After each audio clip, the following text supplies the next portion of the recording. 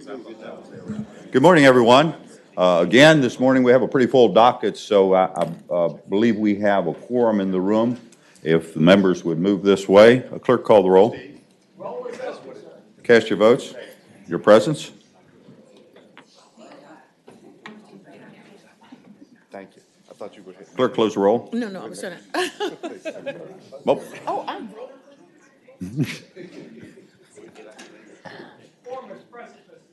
thank you. Thank you. Again, good morning, everyone, and we'll try to be as efficient as possible as we move through the docket. I believe Delegate Watts is up first.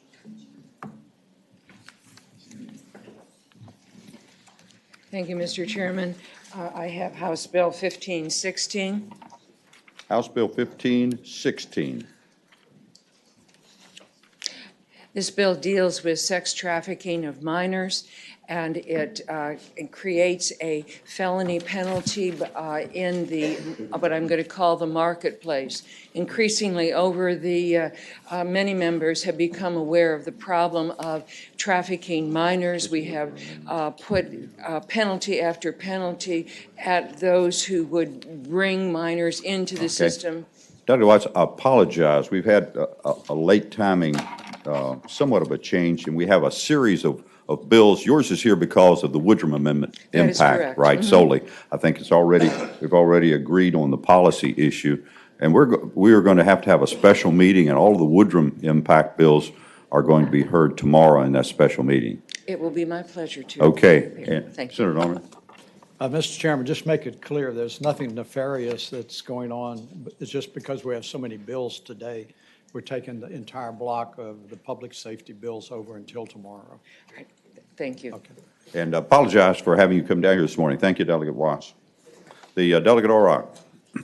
Good morning, Mr. Chairman, members of the committee. House Bill 877. Mr. Chairman, members of the committee, the Agriculture Committee saw this measure earlier and referred it to you because when it came over from the House, it had certain potential fiscal implications because the State Veterinarian's Office was involved in the Senate Ag Committee. We removed them from the process, and in so doing, I believe we removed any and all fiscal implications.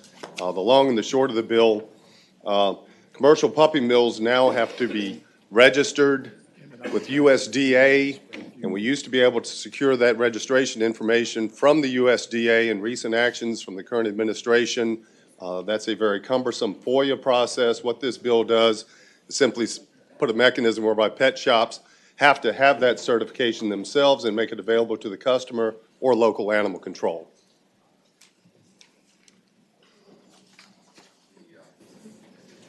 Delegate Orrock, I think we're in good shape. I was actually going to rely on the chair of the Agriculture Committee where this was adequately vetted for a recommendation. And what I may need to do this moment is ask for the clause to be attached so that we're just comfortable. It won't put the bill in jeopardy, but I wasn't present when this thing was vetted in the Ag Committee. That subsequent to the Ag Committee, I did go to Senate Finance staff and express to them what we had done, and so hopefully in so resolving any potential fiscal questions, because there is no, obviously not the right Senate Finance staff.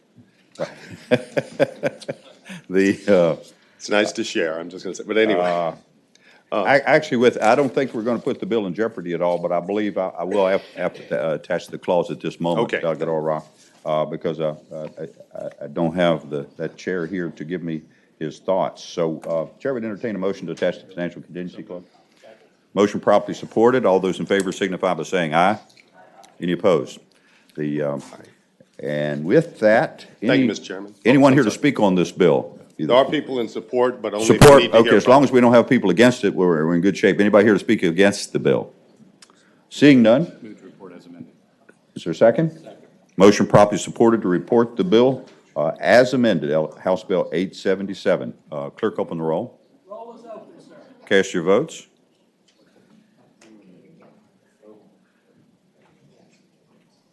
Clerk, close the roll. Ayes 14, no 0. Ayes 14, no 0. The bill is passed. Thank you, Mr. Chairman, members of the committee. Thank you, Dr. Orrock. Okay. Delegate Kilgore? Thank you. Good morning. Thank you, Mr. Chairman. I have two small bills. One is House Bill 669, just simply allows somebody to donate property, real estate to the Natural Tunnel State Park. It's about 1.73 acres, but that has to come in front of you all. So that's all that bill does. Okay, I think that one is pretty clear.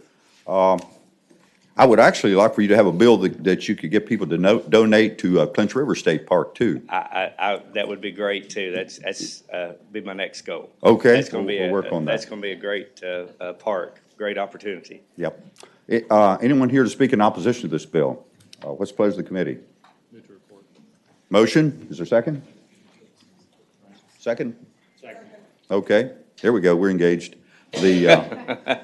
All right, hearing no further discussion, clerk open the roll. Roll is open, sir. Cast your votes. Clerk, wait a minute. I get to do this here.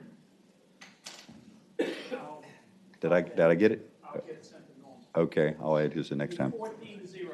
14-0. The bill is reported. And the other one I have is House Bill 670.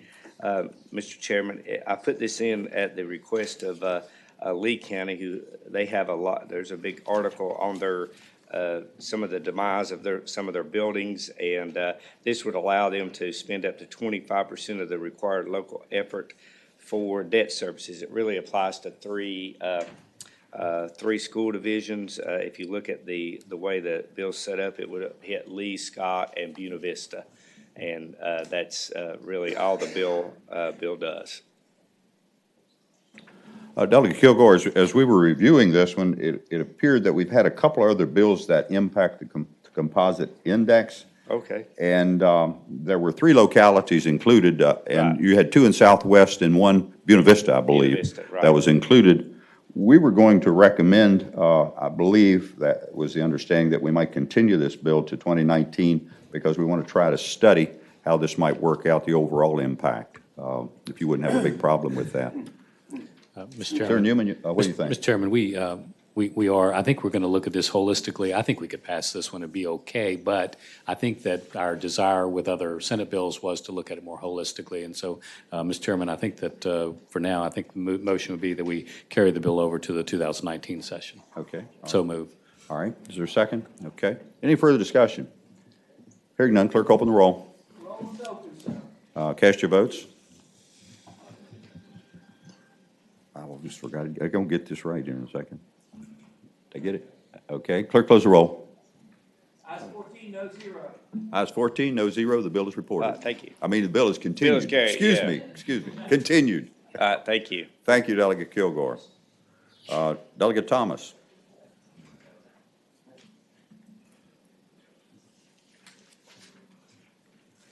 Thank you, Mr. Chairman. I have House Bill 1221. Okay. House Bill 1221. House Bill 1221 is a cybersecurity bill. It directs the CIO to conduct an annual comprehensive review of cybersecurity policies of every executive branch agency. They would be focusing on breaches in information technology that occurred in the previous year and any steps taken by the agencies to strengthen their measures. Currently, VITA only does these reviews on agencies that have signed up for the Information Security Officer Service. This bill would require them to actually review every single executive and branch agency. I did work with the agency, and the engrossed version of the bill has some language on the report because we wouldn't want them to, in their report, put things that would put us in vulnerabilities. Right. And the agency said that they should be able to do this with their existing resources as well. Okay. Doug Thomas, I think when you were here for your first bill as a new member, didn't we report it? I think we did, okay, which is unusual for us. This bill, as we looked at it, it appears that this already exists, that this process already exists. So there's some hesitancy to pass the bill because of that reason. Anyone else that is involved with that? Senator Ruff, I know you've reviewed this, you're aware of that, but that was our hesitancy. Or Senator Barker? Mr. Chair, actually, I did carry a bill that passed a couple of years ago that dealt with this issue generally and making sure that every agency had a up-to-date policy on things. So I don't remember all the details to see to what Right, how okay. this would compare to Delegate Thomas's bill, but Right. And I think, Dr. Thomas, I believe if we review this, you'll find that what you want to accomplish is already there. And if that's the case, if it's not the case, perhaps you could come back to us. But that was the feeling. Mr. Chairman, I've worked with the agency. There is a section of code that says they shall have a policy, but the assumption is that they do. There's nobody at the executive level branch actually making sure that they do have that policy. So there is a gap. I would hesitate to mention a specific agency because we don't want to expose vulnerabilities. But if you think higher education, there's a couple of agencies that the CIO doesn't actually have a current review on those agencies. So if there was a breach to happen there, and we were to find out that the CIO wasn't reviewing those, it would probably not be a good posture for us to be in. Okay. Anyone here to speak for the bill? Or anyone here to speak in opposition to the bill? What's the pleasure of the committee?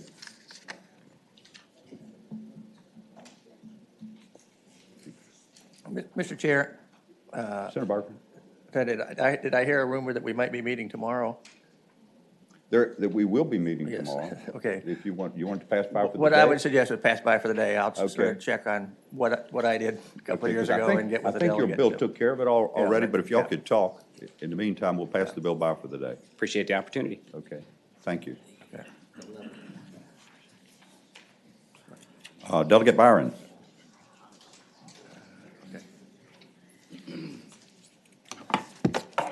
Thank you, Mr. Chairman. I have two bills that were sent here. One is HB 999. Believe you had the companion, well, they substituted with the companion bill from Senator Edwards' bill, That's correct. extending the That's correct. Office of Telework and Broadband Advisory Council. Yes, and let's see, who worked on that? It appears to simplify things this morning, and your bill may be in perfect order, but it appeared that we just needed to conform your bill to the Senate bill unless you all have come to some other understanding so you could work it out in conference. Yeah, I think we'll probably do some So do a little conference more work. conference work, okay. Is there a motion that we conform House Bill 999 to Senate Bill 991? So moved. Is there a second? Okay, all those in favor signify by saying aye. Any opposed? Okay. Do you have anyone here to speak to it this morning, Byron? There's people in Very support, supportive of it? but- Okay, right. Right, and obviously, we're not putting the bill in jeopardy, just want to work out Sure, some I of the appreciate issues. that. So with that, is there a motion to report the bill? Motion properly supported to report House Bill 999, Amendment Nature of a Substitute. Clerk, open the roll. Cast your votes.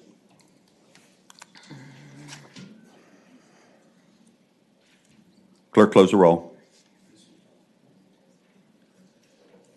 Ayes 16, no zero. Ayes 16, no zero. That bill is reported. Delegate Byron. Thank you, Mr. Chairman. The next bill is House Bill 1583, which was, most of you that are on Commerce and Labor in here heard the description of this bill. I believe we do have an amendment from staff, though, a technical amendment. Okay. Lisa, you got something there? Yes, sir. Mr. Chairman, on line 65, after opportunity, insert board. Okay, got a technical amendment there. Okay, is there a motion to adopt that technical amendment? So moved. Motion properly supported. All those in favor signify by saying aye. Aye. Any opposed? Okay, that amendment is adopted. Okay, Would you like me to re-explain the bill for the Just- members that aren't on Commerce and yes, Labor? that would just briefly. Okay. Delegate Byron. This bill comes as a result of, my work on the Broadband Advisory Council along with the Vice Chair, Senator Ruff, and just looking at how we're going to address broadband access to those that don't have it, access to those that need it for economic reasons, at much greater speeds. And right now, with eliminating the Secretary of Technology, there really isn't anyone in an upper level in the state to put a priority on how we're going to make sure we have a seat at the table with the federal government and all the other work that needs to be done in the future for the Go Virginia regions and all the other work we're doing to provide access to broadband. So this creates a position with measurable goals, someone that is qualified to have the experience in those areas, and I think it's something that the state needs to fill a gap and appoint someone that will report back to us with that. Okay. Okay, anyone here to speak in opposition to this bill? Seeing no one, what's the pleasure of the committee? Move to report. Motion properly supported that House Bill 1583, as amended, be reported. Clerk, open the roll. Cast your votes.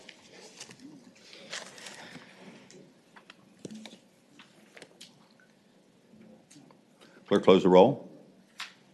Ayes 14, no 0. Ayes 14, no 0. The bill is reported. Thank you, Mr. Chairman. Thank you, Delegate Byron.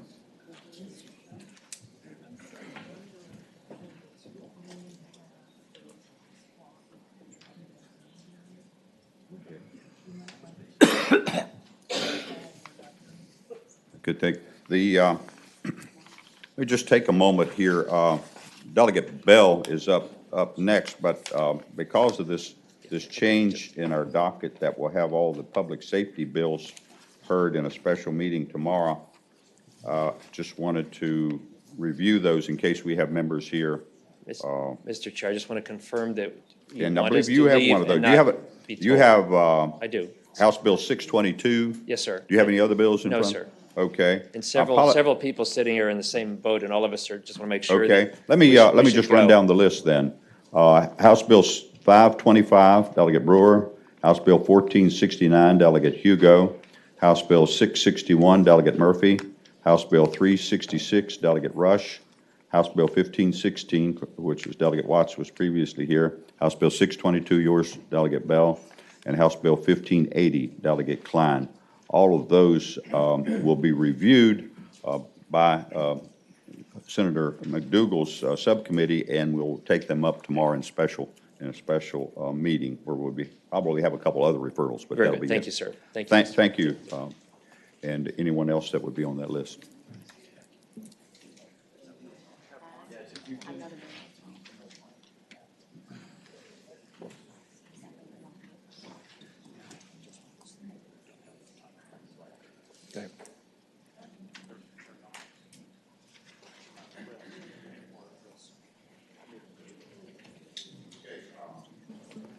Delegate Toscano.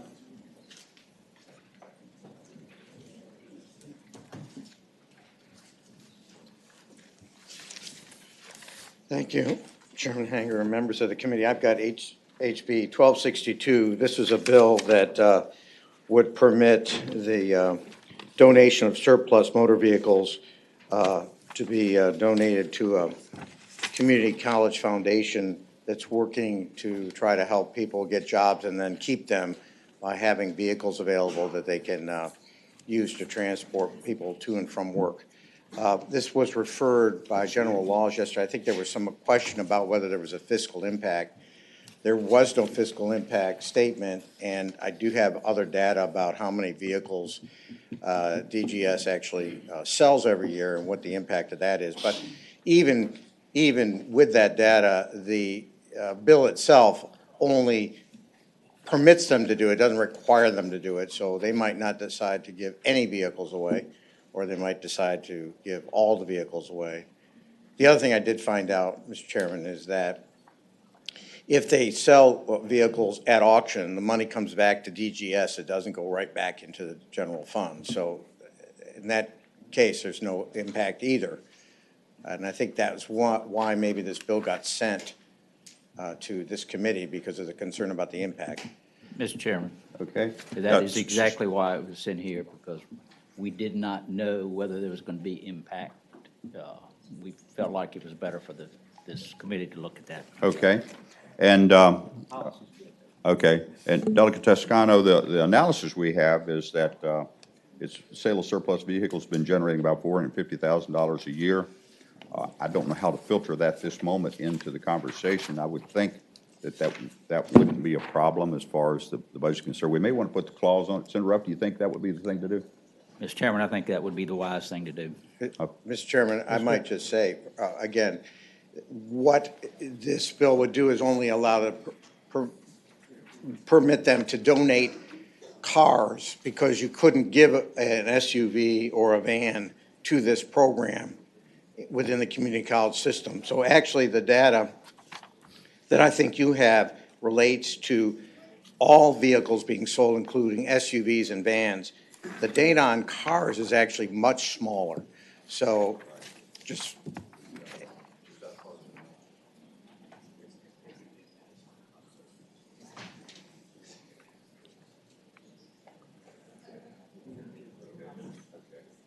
The, Doug, I don't think it'll put the bill in jeopardy. We'll just figure it out and with the clause, and well, we will need to do an analysis, and I think you'll be okay with the I hope clause. so, because Senator Barker? Mr. Chair, I did a little follow-up after the general laws meeting Did you? on Okay. Monday. And my understanding is when the vehicles are sold, they do come back to general services, but general services sort of holds the money for the agency that did it, so it helps them in terms of being able to get, new vehicles when they need them. So there's not a strong incentive for other agencies other, than in this particular case, the community college, to donating in here. What this does is provides an opportunity for that to happen, should it be determined to be a profitable move, and it might allow local social services department who has some people who need these vehicles for getting to jobs to make that type of donation there. My understanding is right now there are 8 vehicles, but only one of them actually came from state sources, and that was within the community college system. The other were donated from local government entities and private sources. Okay. Well, we may need you to be at the table with staff to analyze this then. Was there a second on attaching the clause? Second. Okay. Okay, all those in favor then of the clause signify by saying aye. Aye. And with that, I think it's a good bill. We'll just try to figure out, what the implications of it are, and hopefully that'll be good. No further discussion. Is there a motion to report? Motion properly supported to report the bill as amended. Clerk, open the roll. Roll is open. Cast your votes.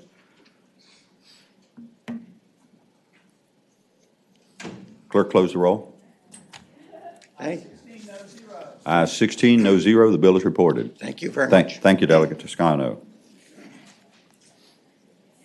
Delegate Head.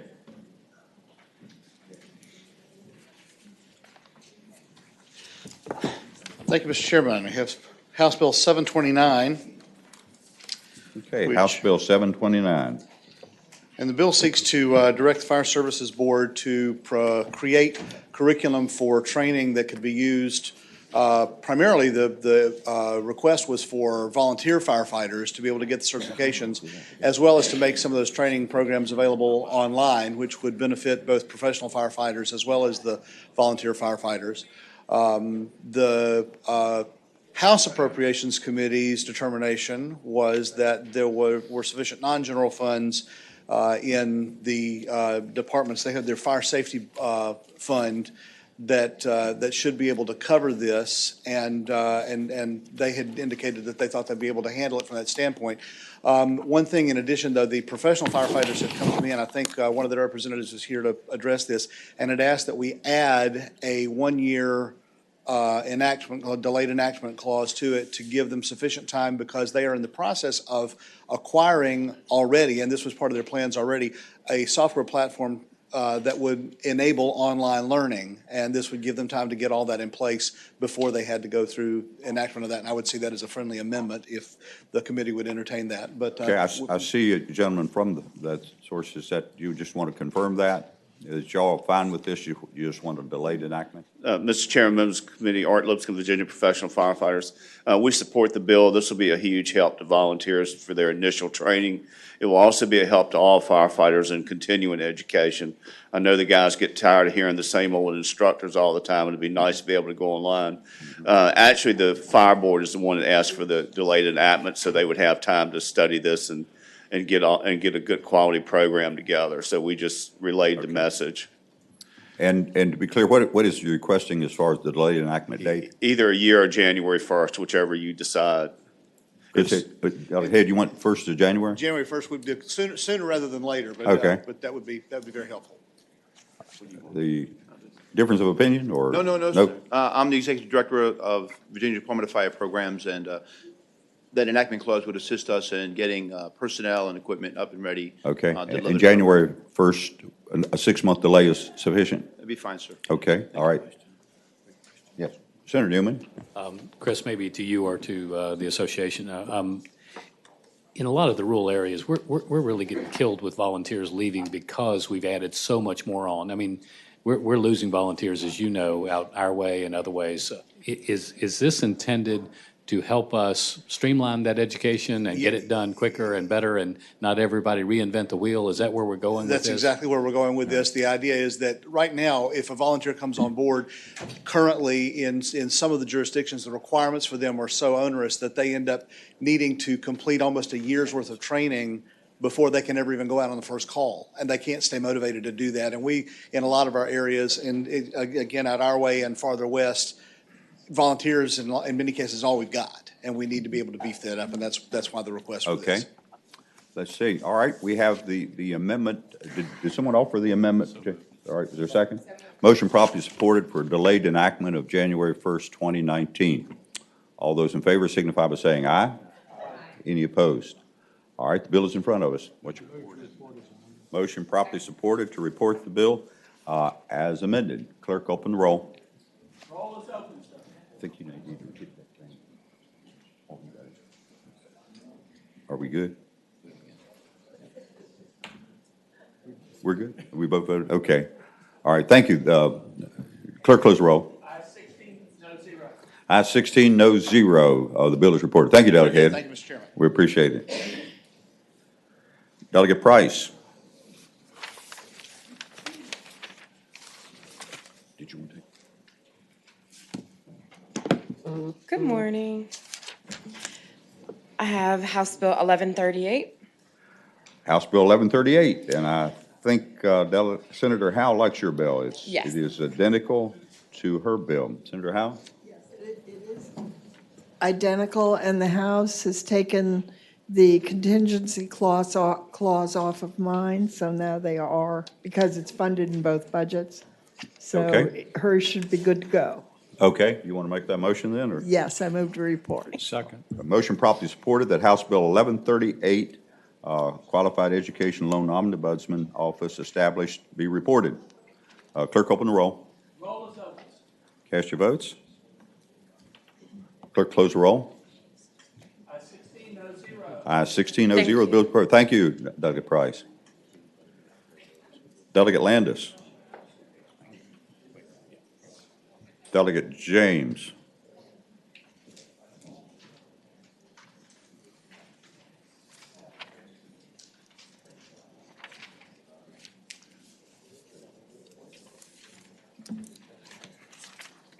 Good morning, Mr. Chairman. Good morning, Delegate Members of James. the committee. House Bill 528? Yes, sir. Okay. Good morning. This bill basically codifies the relationship between the Department of Juvenile Justice and the Department of Social Services. What it basically does is strike a definition for independent living arrangements between the two agencies, and it would reduce young people falling between the cracks in terms of the transition between the two agencies. And I do have some agency people to testify and to explain the details of the Okay. bill. And we'd be glad to hear from them briefly. If there's no one in opposition, I think we may be good on this one because we determined there was no fiscal impact, but we'd be glad to hear briefly. Well, I am pleased with that, sir. Okay. I would move to I can report. leave in good mind. Okay. All right, very good. A motion properly supported to report House Bill 528 by Delegate James on independent living arrangement. Clerk, open the roll. Roll is open. Cast your votes. Clerk, close the roll. Ayes 16, Ayes 16-0. The bill is reported. I thank the committee. Thank you, Delegate James. Cancel my proxy. I think we're still. I don't know how to do it. I think we just have to, Oh, that's great. okay. Are we backwards? Let's see here. Delegate Leftwich. Delegate Leftwich is on his way. Okay, all right, we'll come back. Delegate Brewer? Good morning, Mr. Chairman. Good morning. members You of were the hiding committee. behind the podium. Good to see you. Very good to see you, too. I'm here this morning for HB 1333, which is the... 1333. Yes, sir. Okay, looks like Senator Donovan had a bill just like that. Is that right? Yes, sir. Okay, Senator Donovan, you, Yes, sir, and it's in our budget, and I believe it's in the House budget as well. It's in the House budget as well. good, good. And just to frame it for folks in the committee as well, DSS is being assessed a penalty that they have to work on reducing the opportunity. They have an opportunity to reduce it by instituting programs such as this. So they will have the opportunity to waive the $1.3 million penalty next year with the institution of this program as well. Okay. It'll help get them on the road to Mr. that. Chairman, I'm persuaded and I move to report. Our motion properly supported to report House Bill 1333 on Kinship Guardianship Assistance Program, which is, I think, going to be a very good program.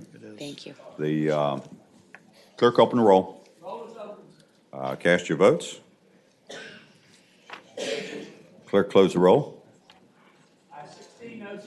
Ayes 16-0. The bill is reported. Thank you, sir. Thank you, Delegate Brewer. Delegate Leftwich. Good timing. I was trying to help get Senator Stanley's bill out of education, so maybe I can get back real quick. And No, you favor can stay. that. You can stay here. Okay, all right. So this is House Bill 1388. Senator Sturdivant, or I get them mixed up. Right. So I believe that, the Enhanced Public Safety Telephone Services Act. Believe we're good on that one. Is Yeah, that it should be identical to Senate Bill 513, Supervisor? Correct. Yeah, it's passed out of the Senate, I think unanimously. I'd move to report. And I think there was concern about fiscal impact, but there is no fiscal impact. Yeah, They've I think rearranged we're the, good on that. There's a motion. Was there a second to that motion? Motion properly supported to report House Bill 1388. Clerk, open the roll. Roll is open. Cast your votes. Clerk, close the roll. Got clerk, close the roll. Okay. Ayes 16-0. Ayes 16-0. The bill is Thank you, reported. Mr. Chairman. Given your action on this, I'm inclined to stay here if you want me to. You want, just sit down and watch us. Just sit down. Okay, we got Delegate Knight. Delegate Knight's still in agriculture. Beg your pardon? He's still in agriculture. Okay, we'll come back to that. Delegate Solly. Thank you, Mr. Chairman. This is House Bill 345. It's identical to Senator Lewis's Senate Bill 265. This bill creates a cabinet-level position that will act as a single point of contact for coordinated efforts for coastal adaptation and protection. Oh, Coastal. Okay, just a second here. Let me get that one up here.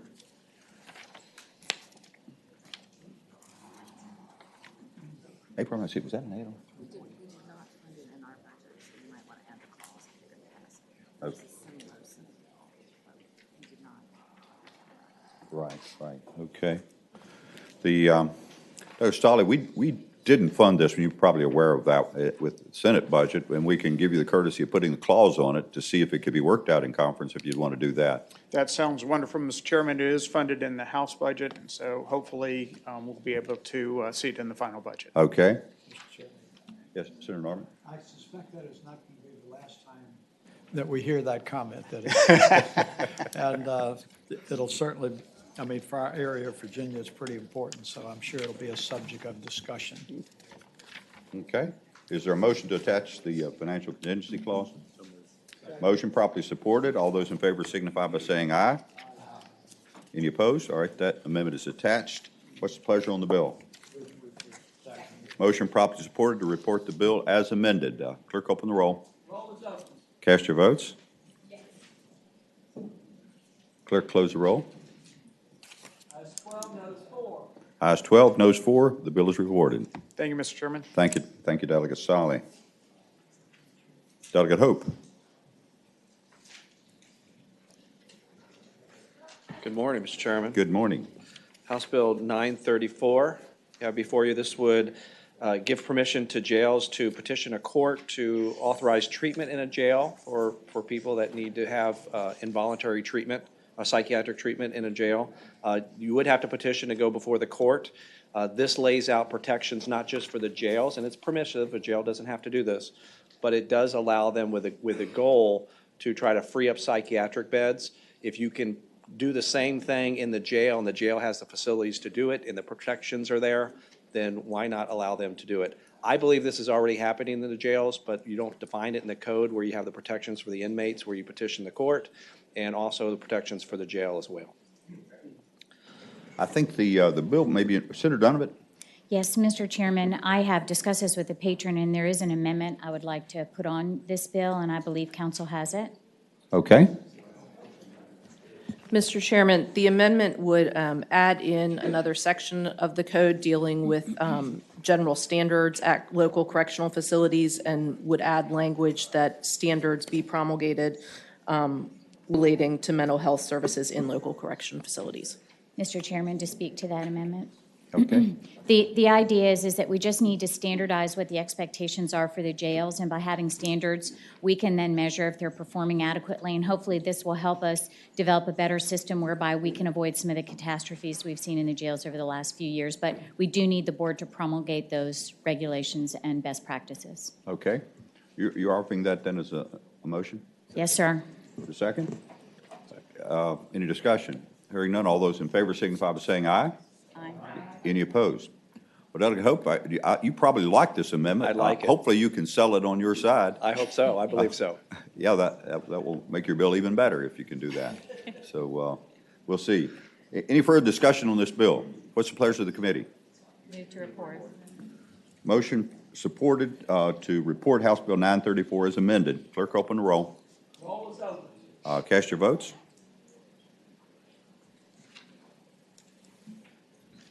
Clerk, close the roll. Ayes 16, no 0. Ayes 16, no 0. The bill is reported. Thank you, Mr. Chairman. Thank you, Delegate Hope. Delegate Klein. Good morning, Mr. Chairman, members of the committee. Good morning. House Bill 1504. Mr. Chairman, this bill. 1504. Yes, sir. Is a clarifying measure, clarify that homeschoolers can, when they take Virtual Virginia, either choose to use the courses for free and enroll in the school system, be a member of the school division for ADM purposes, or pay tuition and then are not counted in the school division. Okay. All right. Anyone here speak in opposition to this bill? It came to us 15-0 from Ed and Health, and we've determined that there is no state fiscal impact. Mr. Chairman, members of the committee, Jay Deck with the Virginia Education Association, and we do oppose the bill. You oppose the bill? Okay. I think you're right. Y'all have been consistent on these types of bills. Senator Newman? Mr. Chairman, when it comes to the policy, the Education and Health Committee adopted the policy. I don't think there's a fiscal impact. I would move that we report the bill. Okay, is there a second? Motion properly supported to report House Bill 1504. Any further discussion? Hearing none, clerk open the roll. Roll is open. Cast your votes. Dick, yes or no?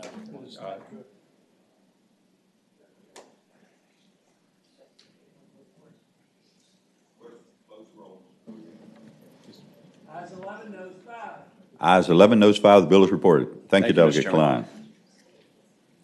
Okay, still showing Delegate Landis queued up, Delegate Knight.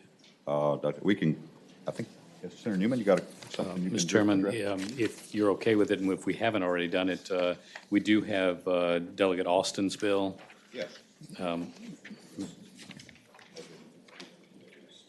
you okay? Mr. Chairman, this is a bill that is similar to the one that we put into our budget, but it is not exactly.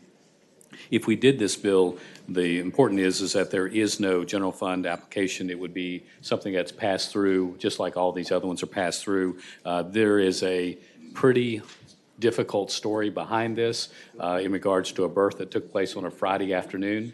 And when you look at it, there is a reasonable opportunity that this could happen again on births that take place on Friday afternoon. There is no testing until Monday, and by that time, it is too late and the child will die. I think there's general support for the idea, and I don't think it impacts our budget. And I don't know if there's people here to speak in favor or in opposition, but the appropriate time, I'd like to see us pass the bill, sir. Okay. It looks like, of course, this is funded non-general fund fee, and as Senator Newman has explained it on this newborn screening test for time-critical disorders is what he was referring to. Is there anyone here that came to speak in opposition to this bill? Seeing none, what's the pleasure of the committee? Move to report, sir. Motion properly supported to report House Bill 1362, sponsored by Delegate Austin. There's no further discussion. Clerk, open the roll. Roll is open. Cast your votes. Clerk, close the roll. At 16:00. Ayes 16-0, the bill is reported. Okay. If any of the members have indicated they want to help their delegate out, we can do that, or we can go straight through. Delegate Jones, I think, has two bills which we could deal with.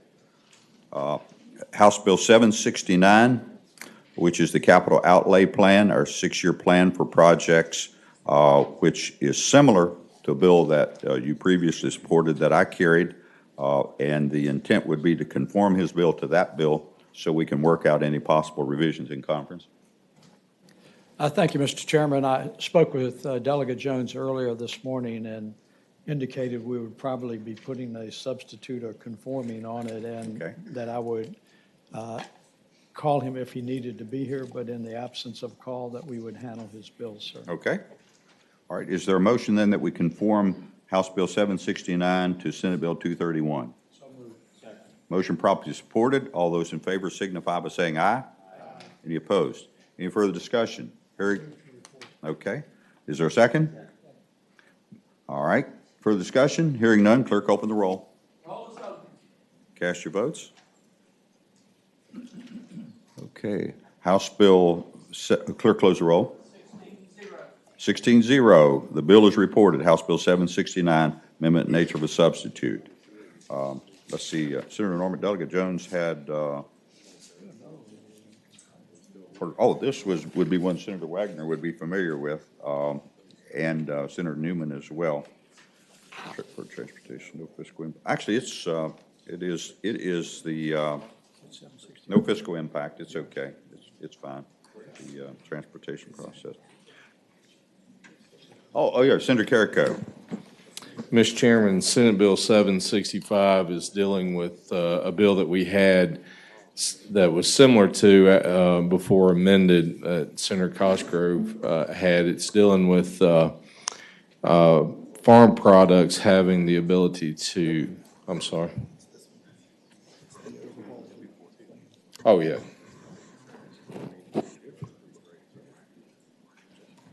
Give me just a second. Let me look at the bill real quick. I'm dealing.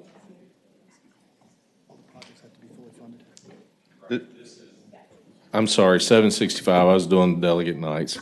765 is the overhaul plan that requires the Transportation Board only commit to funding of projects in the 6-year improvement plan. It basically makes the Commonwealth Transportation Board accountable for what they're approving when they look at the 6-year plan and the state of good repair, high priority and highway construction programs. The committee voted unanimously to report and send here for the financial impact of it, but it actually is holding the Commonwealth Transportation Board accountable for what they're doing in these projects on the 6-year plan.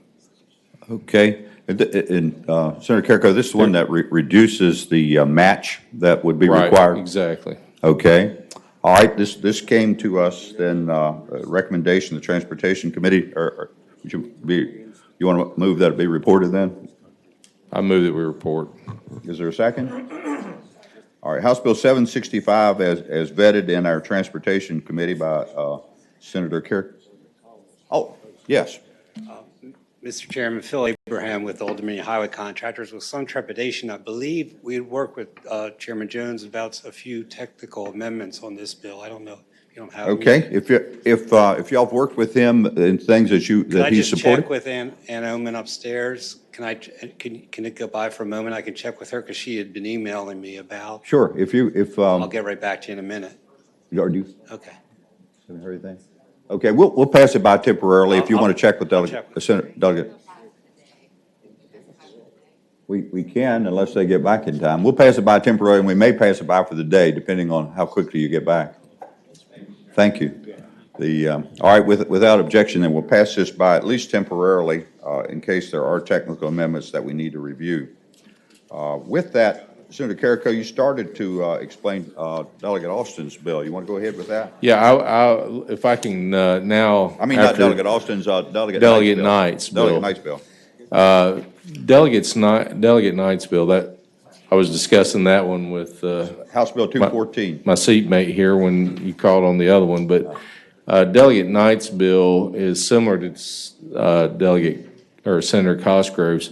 It's dealing with farm vehicles that are hauling produce and allowing the 90,000 pounds to be hauled on those vehicles. Now, Delegate Knight in committee did an amendment that reduced the axle spacing to 34 feet, I believe it was, 35 feet, which is comparable to what is used in the coal fields and the hauling permits. And I explained to him that the coal fields actually have a severance tax that they pay to have the ability to haul coal and gravel and so forth out of that region that goes into the localities for road construction.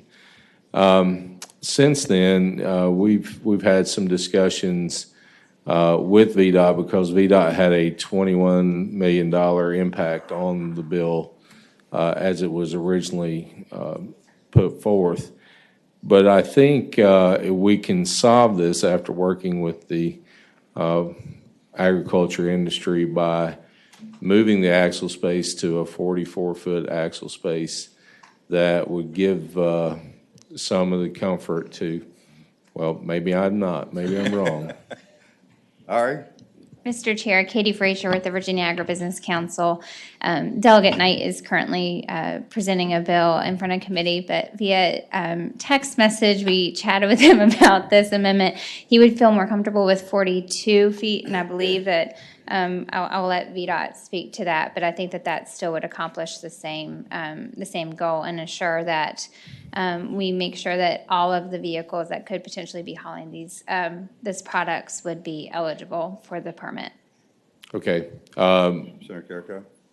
Regardless, 35 feet wasn't working because then it would be a situation to where agriculture would be able to haul this without doing the same severance pay as the coal regions were doing. So we were trying to work at axle spacing that would accommodate them as they hauled these products. And they're seasonal, so they're not out on the road all the time. They're seasonal hauling that's done with those. But now, knowing that they're looking at 2 feet or 42 feet opposed to 44, I just probably need to hear from VDOT as to how that affects and how that would minimize the impact. Okay. Mr. Chair, Joanne Maxwell from VDOT. And I think 42 feet is about the best we could hope for.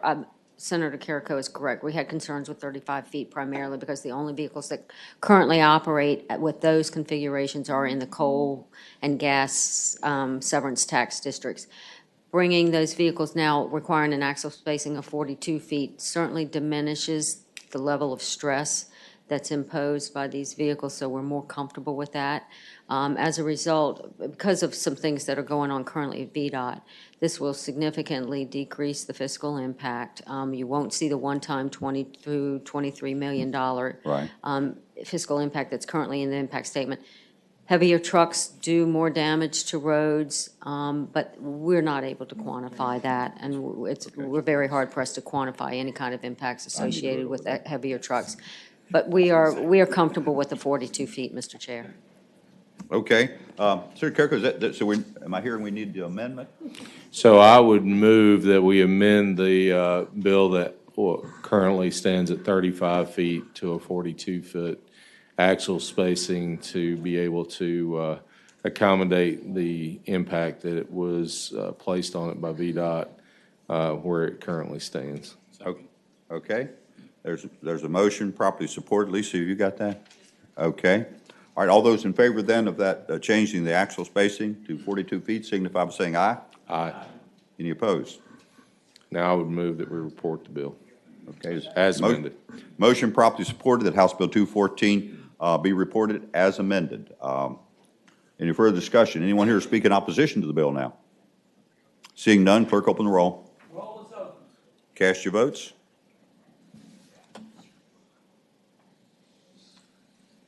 Clerk close the roll. Ayes 15, no zero. Ayes 15, no zero. The bill as amended is reported.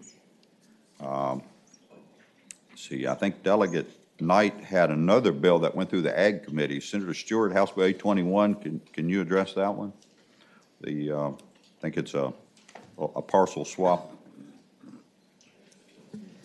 Mr. Chairman, yes. This was a conveyance bill that had been properly vetted, and they're actually doing a trade with Virginia Beach.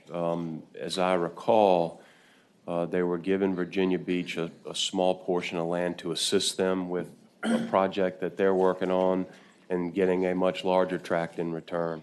Okay. So it seemed to be a good and reasonable proposition for the Commonwealth, and the bill was properly vetted through the AG's office, as I recall.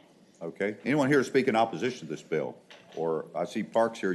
This is what you want to do? Right. Okay. All right. What's the pleasure of the committee? Move to report. Motion properly supported to report House Bill 821, sponsored by Delegate Knight. No further discussion. Clerk, open the roll. Roll is open. Cast your votes.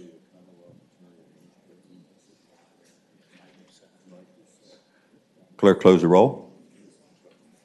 Ayes 16, no zero. Ayes 16, noes 0. The bill is reported. Okay, I need to catch up here where we are on the docket. I know we've got 3 bills with Delegate Landis remaining. Do we have any others? Mr. Chairman. Full of a bill. I know I just got a message that Delegate Landis and Delegate Bulova should be finished at committee in about 5 minutes. 5 minutes. Okay, Delegate Bulova's came through general laws. Senator Ruff, are you familiar enough with his to that we could go ahead and work on it? House Bill 297.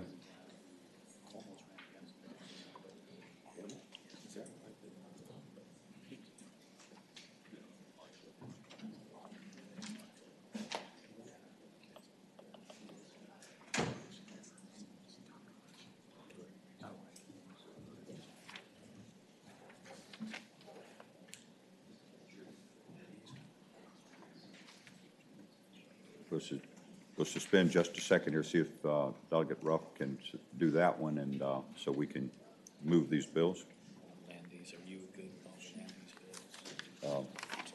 Mr. Chairman, there was no opposition with the policy in the General Laws Committee. It was just in here because of request for it to come to the Finance Committee.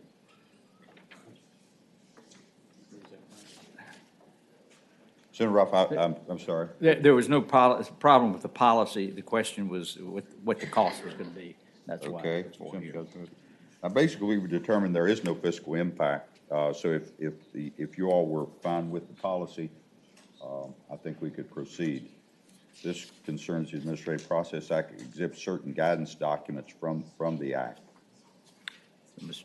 Chairman, I would move the bill pass. Okay. Is there a second? Okay. Was there anyone here to address or in opposition to House Bill 297, which makes some changes to the Administrative Process Act? Seeing none, there is a motion properly supported. Clerk, open the roll. Roll is open. Cast your votes. Clerk, close the roll. 16, no, 0. Ayes 16, noes 0.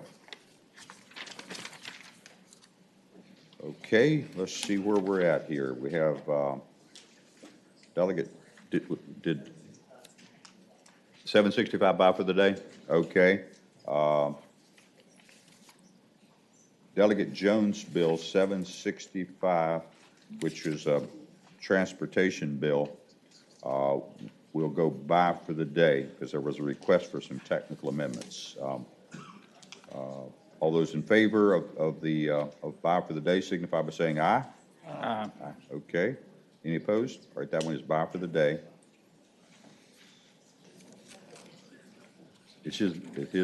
Oh, good. Charles, did y'all work out his other bill? You work out his other bill? Okay. Okay.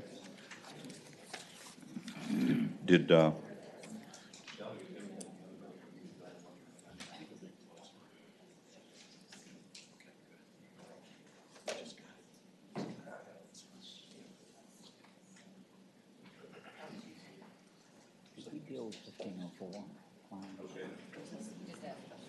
Okay, well, Delegate Landis is here. Good. Delegate Landis, we're just getting ready to try to finalize our docket, and you've got 3 bills on our docket, so we'll take them up. I do, Mr. Chairman. I want to apologize to you and the committee. I was trying to make sure we addressed all the senators who were in education this morning, and we just finished. Okay, So- this is fine. Your timing is good. We just had gotten to that point where we're going to go try to handle your bills, so it's good that you're here. Mr. Chairman, which, do you want to take these up in numerical order? Numerical will What's be your- fine. Okay. House Bill 760, I think, is probably one of the easier ones. Yes, Mr. Chairman, House Bill 760,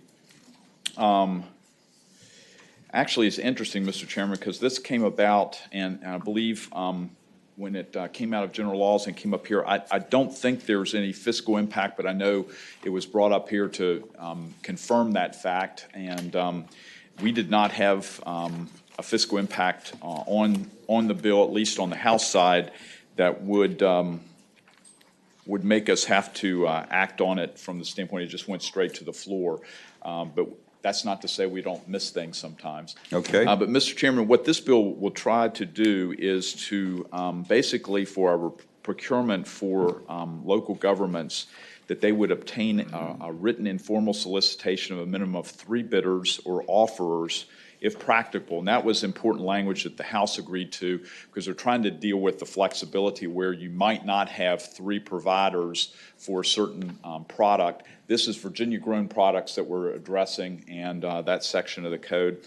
So basically that they have those at least 3 bidders if possible and in writing awarding a contract related to the purchasing of Virginia-grown products. Mr. Chairman, it also is for those smaller purchases under 100,000 or more. Now, the reason, Mr. Chairman, this bill is before you is actually someone, Mr. Chairman, you know, that's a constituent of ours, brought to my attention that one of our local school systems purchased turkeys at $85 a turkey. These were locally grown, organically grown, and there's nothing wrong with that. That's good Virginia-grown product. But most of us would agree that you can find Virginia-grown turkeys, even organic turkeys, that are much less than $85. And in fact, in the Valley, we've got a lot of producers that would provide that opportunity. So what we're trying to do here is after if this was brought to our attention, is to try to narrow the scope somewhat and make sure that our local governments were actually looking at other potential offers of products locally and not just going with maybe the one that they have a relationship with. So it's just a little bit more transparency and to try to address this issue. Okay. All right. Is there anyone here to speak in opposition to the bill? What's the pleasure of the committee? Motion properly supported to report House Bill 760. No further discussion. Clerk, open the roll. Roll is open. Cast your votes. Clerk, close the roll. 16, no, 0. Ayes 16, no 0. That bill is reported. Thank you, Mr. Chairman. Mr. Chairman, the next one is House Bill 1551.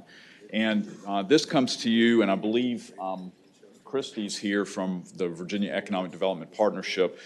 This is what the Major Employment and Investment Commission had agreed to related to a project in Fairfax County, and it basically sets up a Section 1 bill for a special workforce grant fund to accomplish the incentives that the commission had agreed to for a site in Fairfax County. They came to me because we needed to have legislation to accomplish this since we had agreed to this. So that's simply put what it does. I know Christie's here if you have any questions specifically, and I know I got some questions on the House side.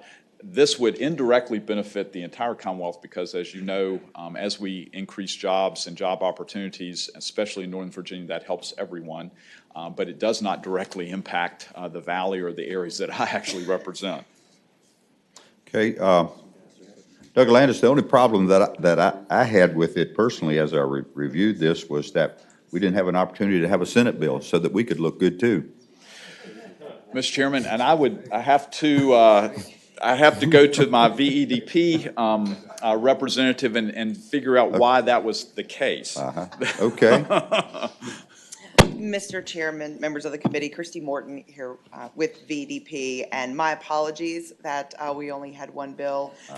We got kind of down to the wire, and Delegate Landis was kind enough to use one of his five. But in the future, all MEI pieces will have both bills. Okay. Both patrons. Okay. Is there anyone here to oppose this bill? Any of our Fairfax County people want to offer a motion on this? Motion properly supported to report House Bill 1551. Any further discussion? Hearing none, clerk open the roll. Roll is open. Cast your votes. Clerk close the roll. Whoop, I'm sorry, Richard, did you add Senator Stewart? He was voting. Stewart and Wagner. Ayes 16, noes 0. Okay, thank you. All right, Doug Landis, the next one we did have some issues with, but I think you've been working on it. Yes, Mr. Chairman, this has been somewhat controversial and did not come roaring out of the House of Delegates or the Appropriations Committee, but this bill is attempting to now, as a substitute, would be somewhat significantly different than the original bill.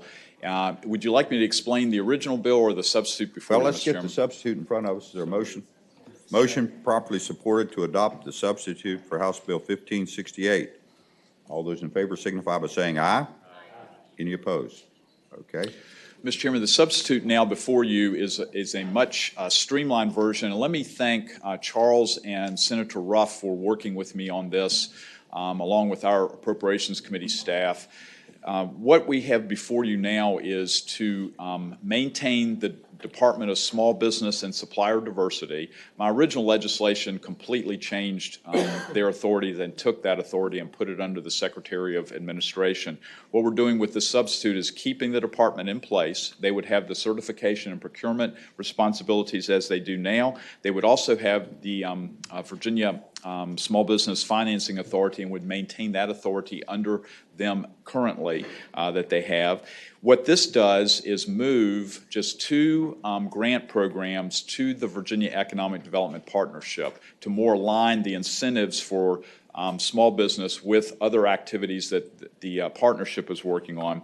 So we're moving the Small Business Job Grant Fund and the Small Business Investment Grant Fund from the department to the authority so that all the incentives that we have for small businesses would be aligned. As you all know, a couple years ago, we moved the VGIP program from small business over to the Economic Development Authority.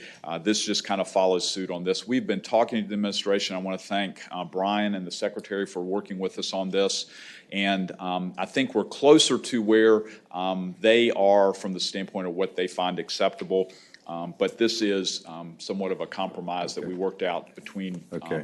So this basically is in line with our budget language to where we're at with that. And Senator Dance, I think, would have had a problem with your original bill. Are you okay with this now?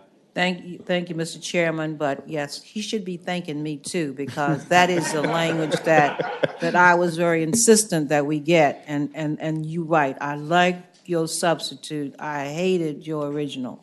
Let's be clear. Mr. Chairman, Senator Dance, I never want to do anything that makes you mad, because Senator Dance and I had the great fortune of serving together on the Appropriations Committee. So I think we're much, much closer to where we would have agreement at this point. Okay. Is anyone here to, yes, speak briefly in support or still have reservations? A little of both. Okay. Mr. Chair, members of the committee, Brian Ball, representing the administration, Deputy Secretary of Commerce and Trade. We did oppose the bill as originally introduced. We have not had a chance to review the substitute just yet, so I can't comment. We can't comment on that. I do want to say that we have worked, and Delegate Landis has worked very hard, and Senator Ruff has joined in those conversations, and Senate Finance staff and House Appropriations staff. So we will continue to do that.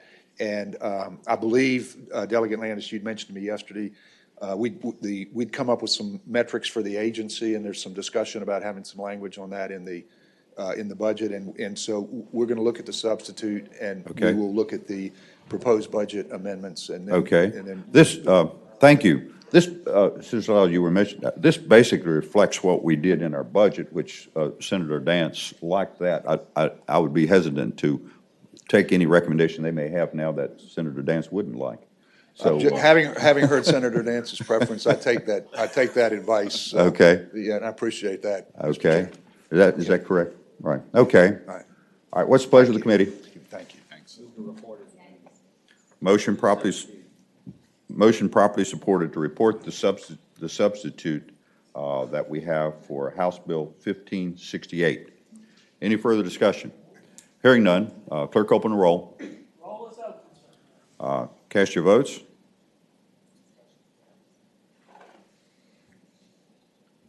Clerk close the roll. That's 13, noes 3. Ayes 13, noes 3. The bill is reported. Thank you, Mr. Chairman. Thank you all very much. Thank you, Dr. Landis.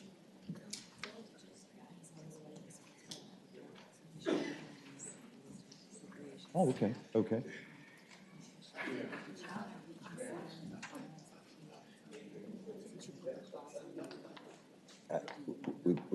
I probably maybe would want.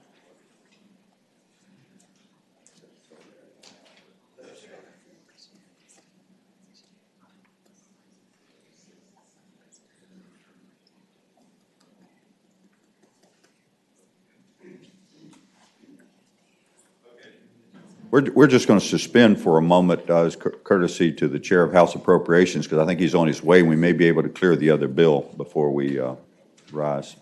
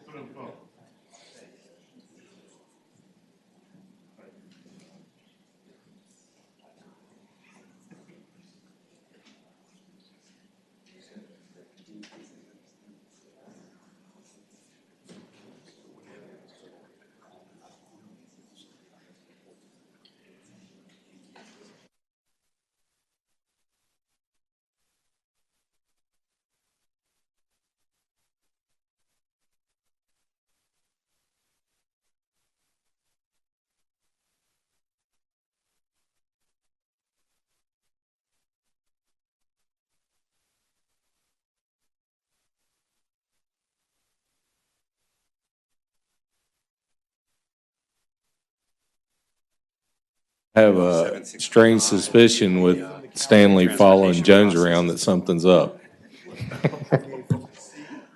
He just showed up on the 13th floor, is all I can say.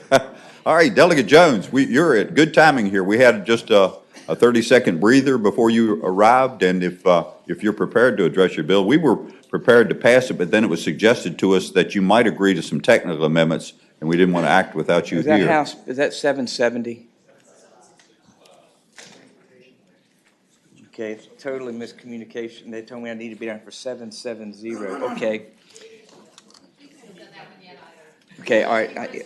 Yeah, my apologies, because I was told I'd inquired earlier, but it wasn't supposed to be here and all the above. Okay, So, 770 is, I don't think there's a problem with that, on no fiscal impact. Okay. If you want, but we haven't acted on it yet. that's fine. Okay, so the other one's going to be, I assume, that is the transportation bill you're referencing. That's correct. Okay, do we have the technical amendments? Okay, you want to go ahead and clear 770 since, on the VEDP first? Yes, sir, that'd be fine if you want to do that. Okay. Mr. Chairman and members of the committee, I believe there is a substitute that is Yes. being handed out now. Okay. Okay, motion properly supported to adopt a substitute. All those in favor signify by saying aye. Any opposed? Okay, the substitute is in front of us. As introduced, Mr. Chairman and members of the committee, it was a cleanup bill relating to the restructuring that we did last year on BEDP. This clarifies that the members are voting members of the authority. I think it was on original line 2007. It also extended to JLARC the existing closed meeting exemption, I believe. At least that's correct. And then it also clarified how the OAG's office could go and do clawbacks, I believe, for projects that have gone bad.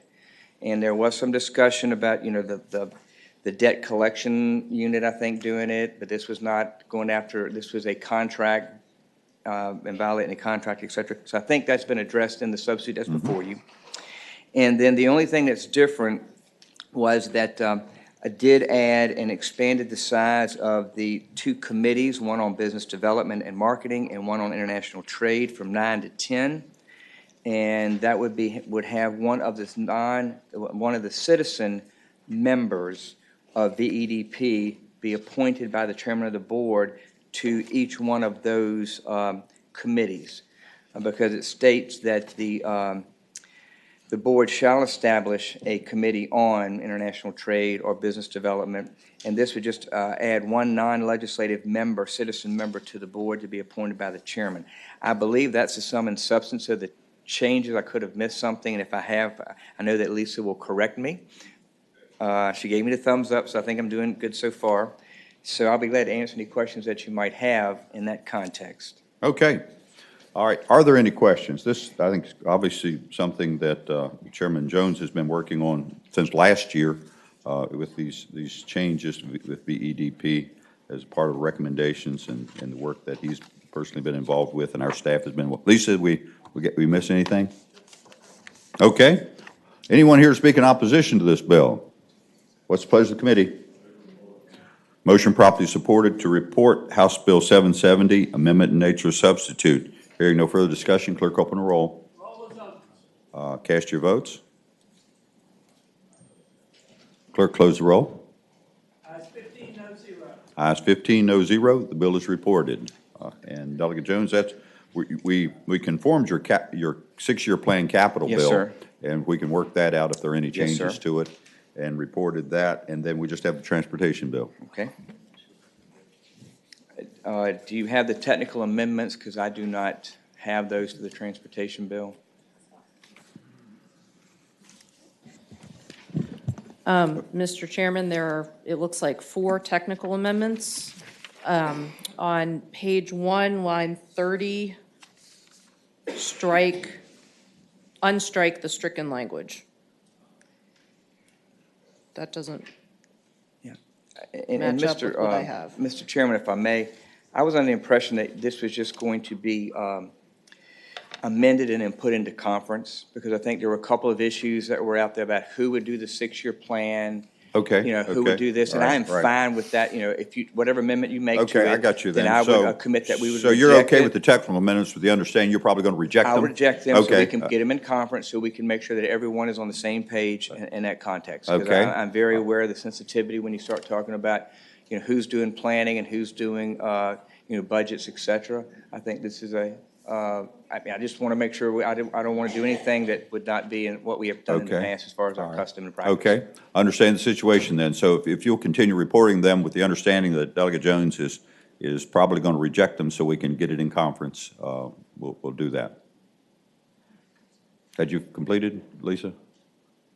No, sir, but I haven't, there's 4 technical amendments. Just more technicals, just Yeah. all technical stuff? Okay, Okay. that's fine. That first one might be substantive because you were striking the line, but the others are real technical. Is that what you're saying? I'm not sure. Okay, gotcha, I got you.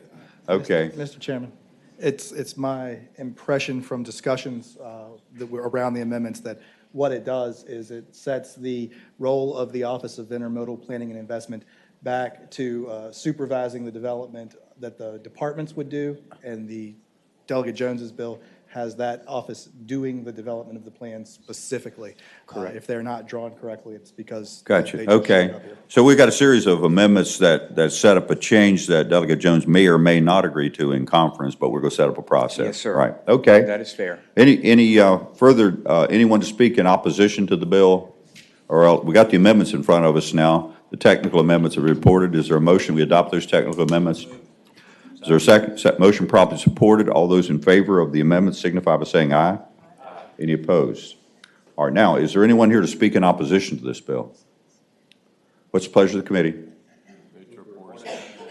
Motion properly supported to report the bill.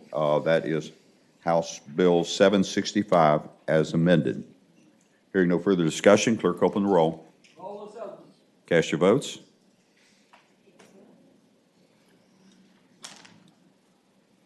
Clerk close the roll. 16 no 0. Ayes 16, no 0. The bill is reported. Thank Pleasure you. doing business with you all as always. Always. Look forward to seeing you this afternoon, hopefully. Okay, does that? Okay, that clears our docket for this morning. Thank everyone. The committee will rise.